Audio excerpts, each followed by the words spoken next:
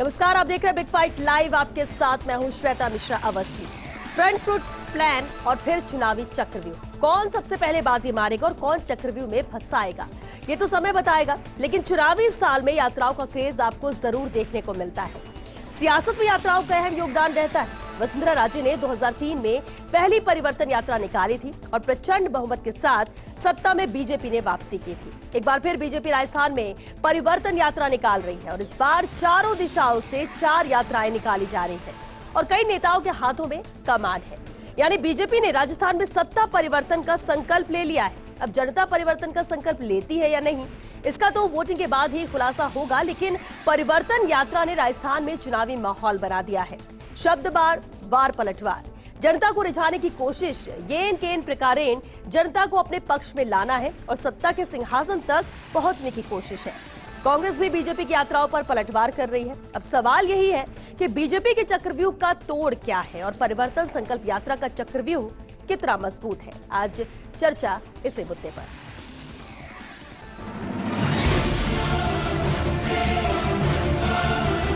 पूरे राजस्थान में परिवर्तन का संकल्प करने का काम करेगी। पूरे विश्वास के साथ मैं कह सकता हूं कि इस बार राजस्थान प्रदेश में भारतीय जनता पार्टी की सरकार बनने से अब कोई ताकत हमें रोक नहीं सकती।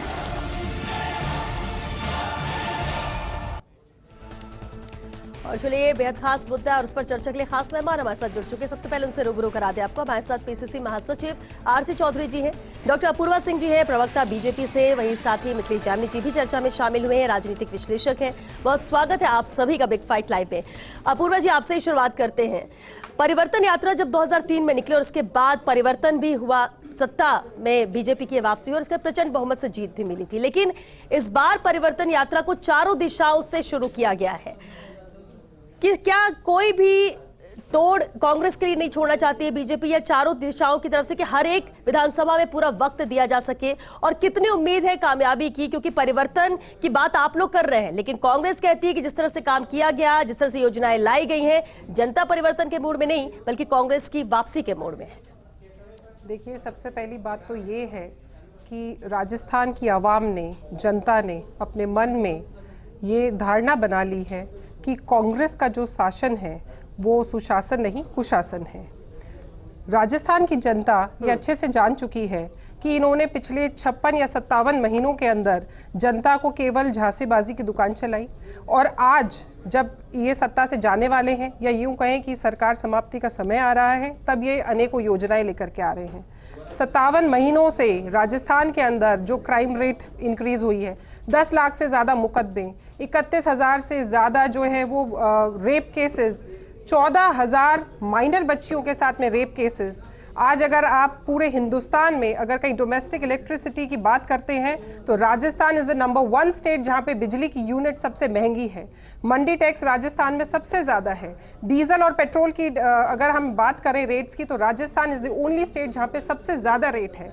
यहाँ पे पेट्रोल माफिया डेवलप हो गए, लैंड माफिया डेवलप हो गए, इलीगल माइनिंग माफिया डेवलप हो गई। अपूर्वा जी, एक लंबी लिस्ट नजर आ रही है जिस तरह से आप एक एक करके गिना भी रहे हैं कि क्या क्या चीजें हैं, क्या नेगेटिव पॉइंट्स हैं और इस वजह से बीजेपी की वापसी होगी। लेकिन चलिए, मान लीजिए अगर बीजेपी की वापसी हुई, सरकार बनी, तो क्या यही प्रायोरिटी बीजेपी की रहेगी कि इन पर फुल स्टॉप लगाना है? जी, परिवर्तन यात्रा एक संकल्प यात्रा तो है ही, साथ में मैं आपको ये भी बताना चाहूँगी कि ये अन्याय से न्याय की तरफ जाने वाली यात्रा भी है। ये कुशासन से सुशासन की तरफ जाने वाली यात्रा भी है। ये महिला असुरक्षा से महिला सुरक्षा तक जाने की यात्रा है। दलित अत्याचार से दलित समानता तक जाने की यात्रा भी है। पूरी जनता को हम ये आश्वासन दे रहे हैं, विश्वास दिला रहे हैं, क्योंकि जनता ने तो मन में ठान ही लिया है कांग्रेस को उखाड़ फेंकने का। हम प्रत्येक विधानसभा में जा करके उन लोगों की गुहार भी सुन रहे हैं जिनकी गुहार इन्होंने पिछले 4.25 सालों में नहीं सुनी। आरसी जी, जनता के बीच में बीजेपी पहुंच रही है चारों दिशाओं से ताकि कहीं भी कोई क्षेत्र रह न जाए। लेकिन जो बात यहाँ पर अभी अपूर्वा जी ने कही कि सुशासन नहीं कुशासन है, एक तरफ से एक लंबी सूची यहाँ पर लेकर आए कि क्या क्या चीजें हैं नेगेटिव पॉइंट से और क्यों राजस्थान की तस्वीर यहाँ पर बदली है और इसलिए जनता चाहती है कि बीजेपी की वापसी हो। लेकिन आरसी जी, कांग्रेस तो पूरी तरह से कह सकते हैं कि कॉन्फिडेंट है कि वापसी होने वाली है यहाँ पर, लेकिन वार पलटवार भी बहुत हो रहा है, शब्द बाढ़ भी चल रहे हैं, प्रहार आप लोग इन यात्रा पर भी कर रहे हैं, तो क्या जो रणनीति यात्राओं को लेकर बीजेपी ने बनाई है उससे कांग्रेस को कोई फर्क पड़ेगा, कुछ इंपैक्ट आएगा? आपको लगता है कि जनता पर इसका कोई असर होगा कांग्रेस के अगेंस्ट में? श्वेता, मैं कहना चाहूंगा कि लोकतंत्र के अंदर जनता की अदालत में हर 5 साल के बाद भी जाना पड़ता है।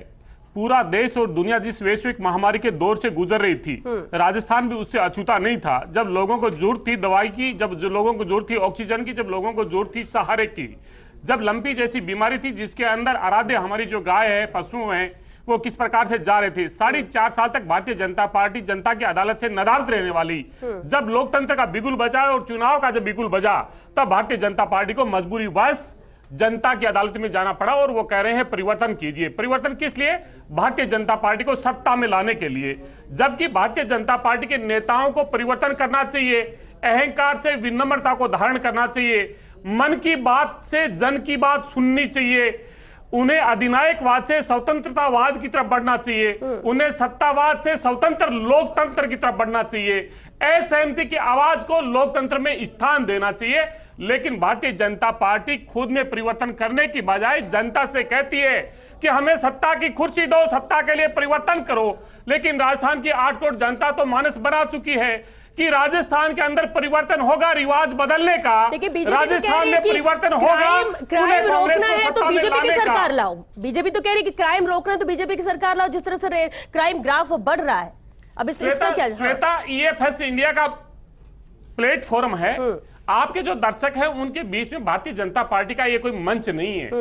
आप NCRB का डाटा उठाइए, अपने रिपोर्ट्स को कहीं आपके सामने रखे। NCRB का डाटा ये बताता है कि अगर पॉक्सो एक्ट में नाबालिग बच्चों के साथ में दुष्कर्म के मामले में अगर कोई प्रदेश नंबर 1 पे है तो डबल इंजन की सरकार और मध्य प्रदेश में है। बच्चों के अपहरण में और महिलाओं के गुम हो जाने में अगर कोई प्रदेश देश में नंबर 1 राज्य है तो मध्य प्रदेश है। आरोप कैसे सत्य? ये आरोप नहीं है, मैं जो कह रहा हूं वो सत्य है। सुनिए आरसी जी, पूरी बात सुनिए। बीजेपी जो आरोप लगा रही है कांग्रेस पर, आप ये कह रहे हैं कि वो झूठ है, वो मुद्दे जो लेकर आ रही है और ये जो बातें रख रही है वो झूठ है। आप तो न्याय की कुर्सी पे हैं श्वेता जी, आप तो न्याय की कुर्सी पे हैं। NCRB का डाटा दिखा के अपने दर्शकों को बताइए। अगर मेरी अगर गलत है तो बताइए। बिल्कुल महिलाओं के लिए सबसे है, लेकिन बार बार बीजेपी यही मुद्दा लेकर आती है। मिथिलेश जी, अभी आपने सुना आरसी जी ने भी कहा और अपूर्वा जी ने बात रखी, लेकिन जब मुद्दों की बात आती है और जब ये बात होती है कि परिवर्तन अगर होना चाहिए राजस्थान में तो क्यों होना चाहिए, बीजेपी के पास ये अहम मुद्दे होते हैं। हालांकि इसको नकारा है अभी आरसी जी ने कि इनके पास कोई मुद्दा नहीं और इसलिए ये बातें कही जा रही, लेकिन परिवर्तन यात्रा की शुरुआत हो चुकी है। कितना असर होगा जनता के बीच में इस परिवर्तन यात्रा का? क्योंकि विपक्ष के तौर पर उतनी एक्टिव 4.5 साल बीजेपी नहीं रही है, ये प्रदेश की जनता भी जानती है। देखिए, मुख्यमंत्री अशोक गहलोत ने आज एक बड़ा बयान दिया है। उन्होंने कहा है कि भाजपा ने जो मिशन लोटस चलाया वो महाराष्ट्र में सक्सेस हुआ, मध्य प्रदेश में सक्सेस हुआ, लेकिन जब मेरे से पाला पड़ा तो वो सक्सेस नहीं हुआ। उसका उनको बदला लेना है, इसलिए सारा केंद्रीय नेतृत्व राजस्थान में फोकस है, ये उन्होंने आज ही कहा है। और दूसरी जो इंपॉर्टेंट चीज बात है वो यह है कि भाजपा के लिए एक शुभ संदेश यह है कि पिछले 6 महीने में हम देखें तो तमाम रिटायर्ड ब्यूरोक्रेट्स बीजेपी ज्वाइन कर रहे हैं। आज ही टिक्कूराम सुहागा समेत 12 लोगों ने रतन नगर में बीजेपी ज्वाइन की है कांग्रेस छोड़कर, जिसमें तमाम जातियों का।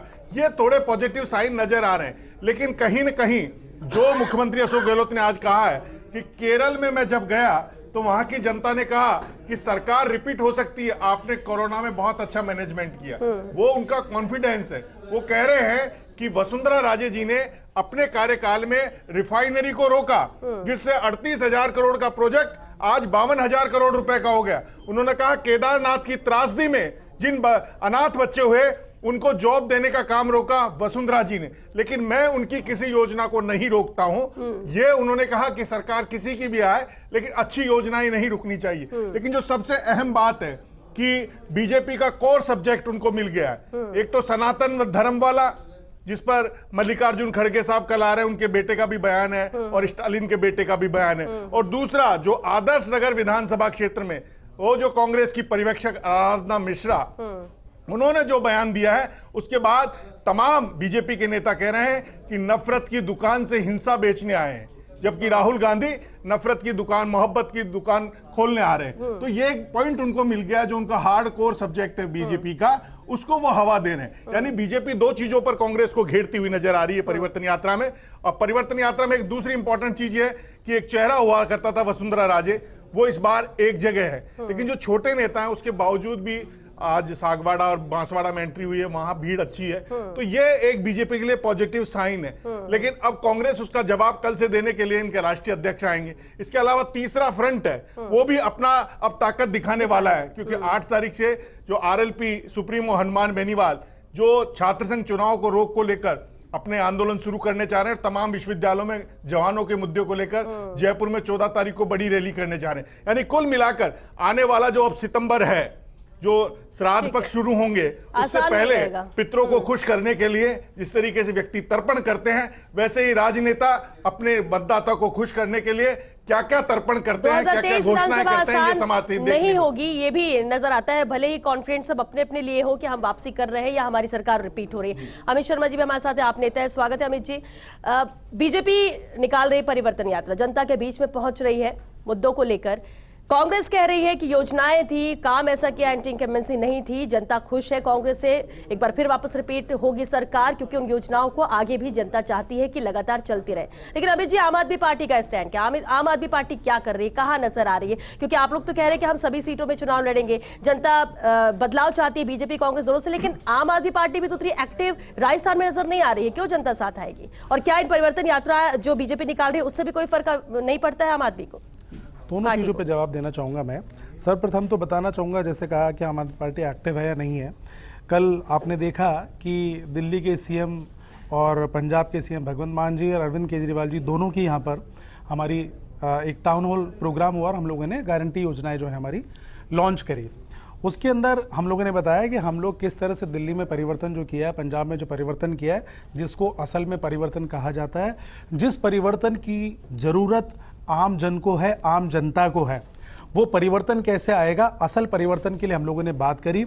ले देकर बीजेपी जो है, चाहे केंद्रीय नेतृत्व हो चाहे प्रदेश नेतृत्व हो, जब भी चुनाव आते हैं तब ले देकर जो है धर्म पर, जाति पर, दंगों पर, इन सब पर बीजेपी येन केन प्रकारेण चुनाव को केंद्रित करने का भरपूर प्रयास करती है। लेकिन असल बात यह है कि जनता के असल मुद्दे शिक्षा है, स्वास्थ्य है, महंगाई है, बेरोजगारी है। इसलिए हम लोगों ने जो है कल गारंटी दी कि हम लोग यहाँ पर जिस तरह से हमारी सत्ता अगर आती है तो 300 यूनिट बिजली फ्री देंगे, शिक्षा और स्वास्थ्य में आमूलचूल परिवर्तन करेंगे जैसे वहाँ किया। अब मैं बात करता हूँ परिवर्तन यात्रा की, जो आपने बात कही। मोदी जी और केंद्र के सभी जो नेता हैं वो बड़े जोर शोर से एक बात कहते हैं, मैं इस पे अपना आप सभी का ध्यान केंद्रित करना चाहूँगा। बार बार वंशवाद वंशवाद वंशवाद वंशवाद की बहुत जोर शोर से बात करते हैं। मैं आपके सामने बताना चाहूँगा, हम लोग राजस्थान की बात करें चाहे केंद्र की बात करें, दुष्यंत सिंह जी जो हैं एमपी जो हैं वसुंधरा जी के बेटे, अभिषेक सिंह जी जो हैं जो भूतपूर्व सीएम रमन सिंह जी के बेटे, पूनम महाजन प्रमोद महाजन जी की बेटी, प्रवेश वर्मा पूर्व सीएम साहिब सिंह वर्मा जी के बेटे, राजवीर सिंह जी जो है पूर्व सीएम कल्याण सिंह जी के बेटे, चिराग पासवान इन्हीं के जो जनशक्ति पार्टी के रामविलास पासवान जी के बेटे, श्रीकांत शिंदे करंट में जो महाराष्ट्र के सीएम एकनाथ शिंदे, और मैं दो राजस्थान की बात पे आना चाहूंगा, घनश्याम तिवारी जी के बेटे भी तैयारी कर रहे हैं, भंवरलाल शर्मा जी की जो बेटी उन्होंने भी तैयारी। ये किस मुंह से वंशवाद की बात करते हैं मोदी जी को? और यहाँ के प्रदेश नेतृत्व जो काबिल है, जो डिजर्विंग है, जनता मेरी बात सुनिए, चुनती है तो फिर क्या काबिल केवल भाजपा में ही है? नहीं, इनको ये किस मुंह से बोलते हैं? ये इनको सोचना चाहिए कि वंशवाद की बात करते हैं, इनको मतलब 100 बार सोचना चाहिए। ये तो बिल्कुल बहुत ही ज्यादा ऐसी बात करते हैं। अपूर्वा जी जवाब दे रहे हैं। मुझे पता नहीं क्यों ऐसा लग रहा है कि जो हमारे आप पार्टी से प्रवक्ता आए हैं वो आपसे ज्यादा जवाब दीजिए, कांग्रेस के सैनिक प्रवक्ता बन के जवाब दीजिए। Let me finish.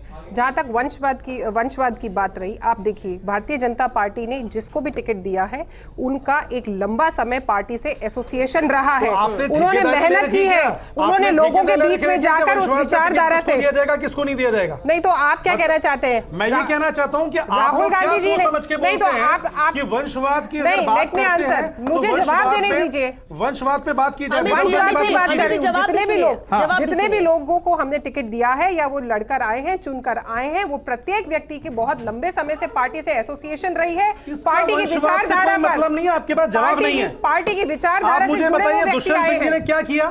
किस बात के लिए उनको एमपी बनाया गया? बताइए, जवाब दीजिए। नहीं, दुष्यंत सिंह जी ने क्या किया? दुष्यंत सिंह जी क्यों दिया टिकट? मुझे बताइए, आज तक आपने किसी ने भी संसद में उनको बोलते हुए सुना है? भाजपा से बहुत लंबा गहरा नाता रहा है। उन्होंने भारतीय जनता पार्टी के एक आम कार्यकर्ता कोई जवाब नहीं है भाजपा वालों के पास, कोई जवाब नहीं है। अमित जी, शराब घोटाले का जवाब दीजिए। कोई जवाब नहीं है आपके पास। शराब घोटाला करने ये बात में किया है। चलिए, ठीक है। आपके मंत्री के मंत्री जेल के अंदर चक्की पीस रहे हैं, क्यों पीस रहे हैं? बताइए। का जवाब नहीं आज तक एक है, इनके पास महंगाई का जवाब नहीं है। ये आप केवल आप दिल्ली का परिवर्तन जवाब चाहते हैं। दीजिए। ये आपने परिवर्तन टॉयलेट असल को में स्कूल बना दिया वंशवाद, दिल्ली के असल में वंशवाद पे ये टॉयलेट को स्कूल बना दिया। आपने शराबी को सीएम बना दिया। की बात क्या बात कर रहे हैं? पार्टी को पसंद करती है। कैंडिडेट नहीं है। ठीक है, इनके पास 35 लाख के पर्दे लग रहे हैं। जवाब नहीं है 5 करोड़ के पर्दे लग रहे हैं। आप वंशवाद सीएम पर बात साहब के कीजिए, यहाँ। वंशवाद आप पर वंशवाद पर जवाब दीजिए। कोई जवाब नहीं है वंशवाद पे। आप मुझे ये जवाब आगे दीजिए। से सोच समझ के बात कीजिए वंशवाद पे। 5-5 करोड़ जनता की गाड़ी कमाई के पर्दे लगा रहे हैं अपने जवाब कमरे में। नहीं है। आप भ्रष्टाचार पर जवाब दीजिए। वंशवाद पे जवाब नहीं है अमित आपके शर्मा पास। जी, एक मिनट सुनिए। शराबबंदी के अमित जी, बात सुनिए, बात ये सुनिए। बात करते हैं। नहीं, आप चर्चा नहीं, अमित जी, नहीं, अगर आप बात नहीं सुन रहे तो आप चर्चा नहीं करना जवाब चाहते। दीजिए। आप चर्चा नहीं करना चाहते। ये आम आदमी पार्टी का मंच है। एक मिनट बात सुनिए। कोई अपूर्वा जी, जवाब एक नहीं है मिनट। अपूर्वा वंशवाद जी, एक की मिनट, बात एक आगे मिनट। से सोच समझ के कीजिएगा। बस हो गया अमित जी, हो गया। मुद्दा एक तो वंशवाद का नहीं है, दूसरी बात सवाल उठता है तो सवाल का जवाब लीजिए। आगे बढ़ते, क्योंकि जिस मुद्दे पर हम बात कर रहे हैं उसमें बात करते परिवर्तन हैं। लेके आएंगे यहाँ पे। आप कौन सा देख लेंगे ना कौन लेकर आ रहे हैं परिवर्तन, कर पाएंगे या फिर सरकार रिपीट हो गया? आम आदमी पार्टी को भी कितनी सीटें मिलती है? आरसी जी, देखिए, मैं कहना चाहूंगा कि भारतीय जनता पार्टी का यात्राओं का अपना पुराना एक स्लग है। उन्होंने इससे पहले भी जन आक्रोश यात्रा निकाली थी और जनता का आक्रोश निकल के आया था कि जो सहकारी समितियां, जो कोऑपरेटिव घोटाला था, हमने सुना कि उन्हीं के एक केंद्रीय मंत्री हैं जिनके खिलाफ में लाखों लोगों ने अपनी याचिकाएं लगाई, उनकी बचत का पैसा डूब गया और उनके पैसे के अंदर विदेशों के अंदर जमीन खरीद के और आराम करने वालों के खिलाफ में जो आक्रोश आया, उसे भारतीय जनता पार्टी बिल्कुल नहीं बोलेगी। भारतीय जनता पार्टी परिवर्तन चाहती है सत्ता के लिए और जनता के जज्बातों की चाशनी से वो सत्ता का रास्ता अख्तियार करना चाहती है। दूसरी तरफ कांग्रेस पार्टी के नेता श्री राहुल गांधी जी यात्रा निकालते हैं, भारत जोड़ो की यात्रा निकालते हैं। वो यात्रा होती है नफरत के खिलाफ में, जो भारतीय जनता पार्टी लोगों को बांटने का काम करती है। हम यात्रा निकालते हैं लोगों के जन की आवाज सुनने के बाद। देखिए, भारतीय जनता पार्टी के नेता को बीच में बोल के और आप ये जो अपूर्वा जी, हाँ, मैं आपसे गुजारिश करना चाहूंगा, आपने अपूर्वा जी को एक बार नहीं टोका बीच में, आपने मेरे को टोका। आम आदमी पार्टी प्रवक्ता को टोकते हैं और भारतीय जनता पार्टी के प्रवक्ता को नहीं टोकते हैं। भारतीय जनता पार्टी की नेता जो बोल रही है, आखिर क्या मजबूरी है कि मीडिया पे भी वो स्थान को छोड़ने लगा है? क्या वजह है कि भारतीय जनता पार्टी के नेता को एक शब्द में व्यवधान डालने के लिए आपको सोचना पड़ता है? जब हम बोलने लगते हैं, जब जनता से जवाब देना चाहते हैं, तब ये चीज नहीं होना चाहता। उतर रहे हैं आप मुद्दे की बात। ट्रैक से हम ट्रैक से उतर रहे हैं और ये ट्रैक से आप भारतीय जनता पार्टी से ट्रैक तय करवा लीजिए। वो बोलने के वही ट्रैक होगा। ना आप जनता को सच बताने का काम करेंगे, ना उनके जवाब लगाएंगे, जवाब देने के लिए तैयार रहते। आपने प्लेटफॉर्म दे दिया, झूठ बोल जाए यहाँ पे और झूठ बोल के लोगों को गुमराह कर जाए और आप चुपचाप सुनने के लिए बैठे रहे। ऐसा नहीं हो सकता। एनसीआरबी का डाटा लगा के इन्हें जवाब देते हैं। एनसीआरबी के आंकड़े नहीं है आपके पास में, क्यों आपके मंत्री झूठ बोला? आप कहते हैं ये ट्रैक नहीं है आपका। मुझे पता नहीं, जो कहावत याद आ गई, खिसियानी बिल्ली खंभा नोचे। अपूर्वा बिल्ली है तुम्हारी, जो जनता ने आपको नंबर 3 और नंबर 4 पे भेज दिया। आज राजस्थान को 4 दिशाओं से बांटने का काम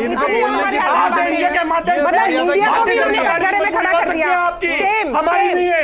राजस्थान की जनता और देश की जनता तैयार है, मजबूर किया आपको 200 रुपए गैस के सिलेंडर कम करने के लिए। आप कहिए किस दौरान सरकार ने 500 रुपए सिलेंडर दे रहे हैं? एक मिनट आरसी जी, आपने बात रखी, आपकी सरकार है, आपकी योजनाएं हैं, आपने बखूबी बताया और हमने कई बार इन मुद्दों पे बात भी की है। अगर ये गलत बोल रही है, जनता भी देख रही है, आप सही बोल रहे हैं, जनता भी देख रही है, इसमें इतना नहीं नाराजगी नहीं, बिल्कुल उसमें बात हो चुकी है। आपने एनसीआरबी के डाटा पे बोला, मैं आपसे पूछा था तो एनसीआरबी के डाटा पे बोला क्या? मेरी बात सुनिए, ये झूठ बोल रहे हैं। बोला क्या आपने? एक बार भी बोला क्या? आप न्याय की अदालत में बैठे, न्याय की कुर्सी पे बैठे, आप ये कहा क्या कि आप झूठ बोल रहे हैं, गलत बोल रहे हैं? ये बोला आपने? नहीं बोल रहे हैं, आप बोल नहीं सकते। मैं कुछ नहीं बोलूंगी। कल आपको वापस से फोन आ जाएगा दिल्ली से। अच्छा, आपने बोला इनको? अच्छा, झूठ क्यों बोल रहे हैं? आपको सब पता है ना? हंसी बोलता, आपको सब पता है ना? चीजों को नकारिए, आपको सब पता है ना? आपको सब पता है। एनसीआरबी का डाटा है ना आपके पास में? डाटा कौन जाना करता है? आपके पास में डाटा नहीं है, डाटा नहीं है आपके पास में। कांग्रेस क्या देश के लिए क्या करें, राज्य के लिए क्या करें? बीजेपी को नहीं टोकेंगे, दूसरे लोगों को टोकेंगे आप? हाँ, बहुत बढ़िया। हाँ, बहुत बढ़िया। क्या होता है? ठीक है, बीजेपी को नहीं टोकेंगे। कांग्रेस का प्रवक्ता को बुलाइए, बंद कर दीजिए कांग्रेस के प्रवक्ता को बुलाने का काम। बंद कर दें, बंद कर दीजिए, तो बोलने का अवसर नहीं देंगे। ठीक है, आप आना बंद कर दीजिए, आप आना बंद कर दीजिए। हम नहीं बुलाएंगे, नहीं आएंगे। अरे क्यों नहीं बुलाएंगे भाई, पहले बात सुन लीजिए। झूठ बोलेंगे आप, सुन लीजिए, पानी पीजिए, डाउन रखिए। अरे तुम पीजिए पानी, राजस्थान की जनता आतुर है आपको पानी पिलाने के लिए। वो तो आप तैयार रहिए, जनता यही बात है। और आपके नेता आपको तो हम यूपी तहसील में पानी के साथ लड्डू भी खिलाएंगे। आप 3 महीने रुक तो जाइए। मिथिलेश जी, केंद्र से नेता बुलाने पड़ रहे हैं, राजस्थान में नेता नहीं मिला तुम्हें। आपकी तरह तो नहीं है, आपकी तरह तो नहीं है कि वेणुगोपाल जी को बैठा करके 8 घंटे आपने चाय तक नहीं पूछी। पूर्वा जी, तुम्हारा रायता बिक रहा है। पूर्वा जी कहाँ थे 4.5 साल तक? किस भारतीय जनता पार्टी के मंच पे थे आप? एक कार्यक्रम बता दीजिए। मिथिलेश मीडिया का मान मिथिलेश जी, चलिए ठीक है। बीजेपी कांग्रेस दोनों के अपने अपने मुद्दे हैं, दोनों दावे कर रहे हैं, नाराजगी भी आरसीजी व्यक्त कर रहे हैं। एक बार मैं कहूंगी, रिक्वेस्ट है, डिबेट उठा के देखिएगा क्या बात मैंने कही थी और आपने उस बात को गलत जवाब उस वक्त लिया और उसके बाद आप उससे बात करिएगा। लेकिन मिथिलेश जी, चलिए बीजेपी कांग्रेस के अपने दावे, लेकिन आरएलपी का आपने जिक्र किया था कि आरएलपी भी यहां ताल ठोक रही है, युवा उनके साथ है। और खुद हनुमान बेनीवाल एक बात उन्होंने कही कि इस बार अकेले कोई भी पार्टी सरकार नहीं बना पाएगी, आरएलपी की इतनी सीटें आ रही हैं। क्या वाकई में इस बार की तस्वीर कुछ अलग होगी 2023 के विधानसभा की? देखिए, निश्चित रूप से जो राजस्थान के सियासी समीकरण है और जो जनता का मूड नजर आ रहा है, उसमें लग रहा है कि कोई तीसरा पार्टी मजबूत नजर आ सकती है। आज देखिए, अशोक गहलोत जी ने कॉपी किया। कल केजरीवाल जी बोल के गए कि शिक्षकों को दूसरे कामों में नहीं लगाया जाएगा। आज शिक्षक दिवस में बिरला ऑडिटोरियम अशोक गहलोत जी ने कहा कि हम शिक्षक दिवस पर शिक्षकों को दूसरे काम में नहीं लगाएंगे। इसका मतलब कहीं ना कहीं सत्ता को लाने के लिए एक दूसरे की कॉपी का चल रहा है। गारंटी योजनाओं की बात कही जा रही है, उसमें गारंटी योजनाओं में 27,000 करोड़ रुपए खर्च हुए हैं। ठीक है, 10 गारंटी अशोक गहलोत जी ने दी, लेकिन लोग ये कह रहे हैं कि इन गारंटियों में 1 करोड़ लोग लाभान्वित हुए। किसी को गाय का बीमा मिल गया तो किसी को क्या मिल गया, एक रह गए। लेकिन अगर ये 27,000 करोड़ को डीबीटी से सबको जारी कर दे तो 15-15, 20-20 हजार रुपए सबको मिल जाते। तो कई चीजें अभी चल रही है, लेकिन कुल मिलाकर इस बार टक्कर कांटे की है। आप ऐसे नहीं कह सकते कि जिस तरीके से उन्होंने नितिन गडकरी जी ने कह दिया कि घोड़ों को नहीं मिल रही घास, गधे खा रहे हैं च्यवनप्राश, और जो चल रहे हैं जैसे बयान कि चंद्रयान लॉन्च हो गया, राहुल यान लॉन्च नहीं हुआ है, ये तमाम सियासी बयान, राजस्थान की जनता अलग है। राजस्थान का सियासी समीकरण समझना पड़ेगा। आम आदमी पार्टी को अभी राजस्थान का मिजाज समझ नहीं पा रही, इसलिए राजस्थान में उनसे कोई बड़ा नेता जुड़ नहीं पा रहा। उसका कारण यह है कि राजस्थान की जो पॉलिटिकल कल्चर है, यहाँ का पॉलिटिकल इंफ्रास्ट्रक्चर है, वो कास्ट बेस्ड इक्वेशन है। उसमें जाट, राजपूत, ब्राह्मण, एससी, एसटी, मीणा, गुजर। अब सचिन पायलट अभी एक्टिव नहीं है, वो भी तो एक इश्यू है। उनका बर्थडे आ रहा है लेकिन वो एक्टिव नहीं है, तो वो भी कांग्रेस के लिए एक चिंता का विषय है ना कि वो अभी एक्टिव क्यों नहीं है। बेहतर ये होगा कि अपनी पार्टी को और मजबूत करने के लिए और इस चुनाव में मजबूती के साथ जनता के बीच में जाने के लिए विचार करना और सोचने की जरूरत है और उस पर काम करने की जरूरत है। बाकी तो आप वाद विवाद भी कर लीजिए, आरोप प्रत्यारोप भी कर लीजिए, शब्दबाढ़ भी छोड़ दीजिए, लेकिन उससे होगा क्या? क्योंकि जनता के बीच में हर तस्वीर जाती है, फिर चाहे वो नेता का बयान हो, डिबेट में यहां पर प्रवक्ता क्या कह रहे हैं वो हो, या फिर जो जमीनी स्तर पर तस्वीरें नजर आती हैं, फिर चाहे लात घूसे चल रहे हो या फिर परिवर्तन यात्रा निकल रही हो, 4 दिशाओं से निकल रही हो, कहीं यहां पर चेहरे हो, हर कुछ है। और अगर सिर्फ जनता के लिए है तो जनता ही देख रही है, और इस चक्रव्यूह को कौन तोड़ पाता है, जनता किसके साथ जाती है, ये आने वाला वक्त बताएगा। लेकिन अच्छी बात है कि कोशिश हर तरफ से की जा रही है, फिर चाहे बीजेपी हो, आम आदमी पार्टी हो, कांग्रेस हो या फिर आरएलपी हो। चलिए, इसी के साथ बिग फाइट लाइव में आज के लिए बस इतना ही। नमस्कार।